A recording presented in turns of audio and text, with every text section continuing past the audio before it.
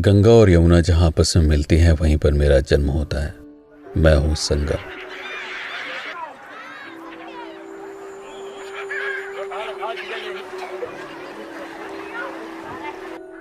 प्रयागराज की विशाल भूमि का वो भाग जहां हर साल मकर संक्रांति के दिन दूर दूर से लोग गंगा एवं यमुना के संगम में स्नान करके एक माह तक पारिवारिक माया मोह से दूर रहकर आत्मज्ञान एवं ईश्वर की उपासना में समर्पित हो जाते हैं।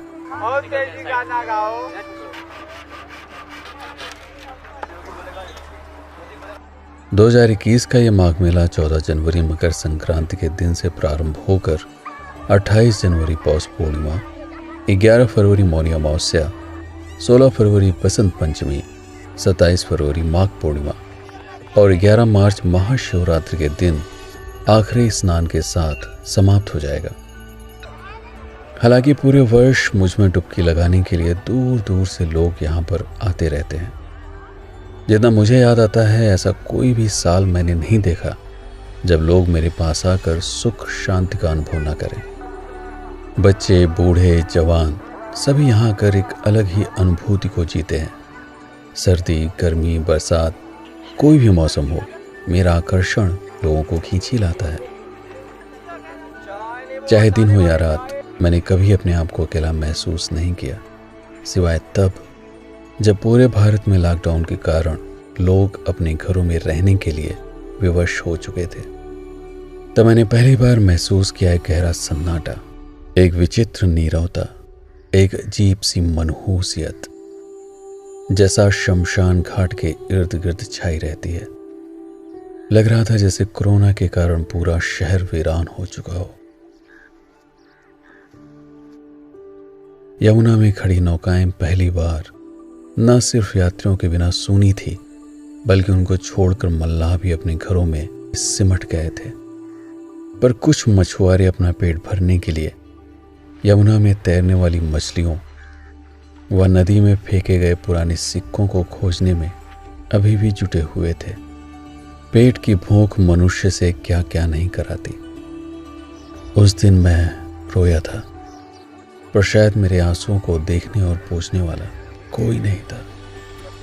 मनुष्य की ऐसी हालत, ईश्वर करे ऐसी स्थिति दोबारा कभी ना आए। यहाँ ठंड और आग का आपस में गहरा संबंध दिखाई पड़ता है।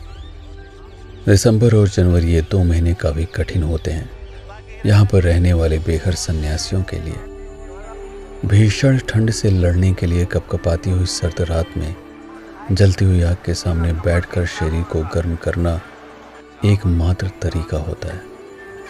जो भी मांगने से मिल जाए वही इस आग की आंच पर पका भी लिया जाता है। जीवित रहने का ये संघर्ष मनुष्य के दृढ़ आत्मबल को दर्शाता है, जो जलती हुई चिता के इर्द गिर्द भी दिखाई पड़ता है। वो रिश्तेदार जो कुछ देर पहले दुखी थे, अब सिहरती हुई ठंड से बचने के लिए चिता के और करीब सरकते जा रहे थे। जिसकी चिता बुझ चुकी थी वो दूसरों की चिता के पास जा खड़े हुए थे। मनुष्य की कीमत और महत्व तभी तक है जब तक वो जीवित है। इसलिए हर इंसान हर मुमकिन कोशिश कर रहा है सिर्फ जिंदा रहने की।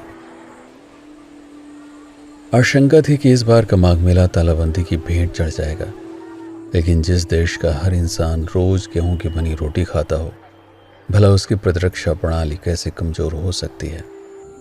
सारे अनाजों में सबसे अधिक जिंक गेहूं में ही पाया जाता है, जो मनुष्य के रोग से लड़ने की शक्ति को बढ़ाता है।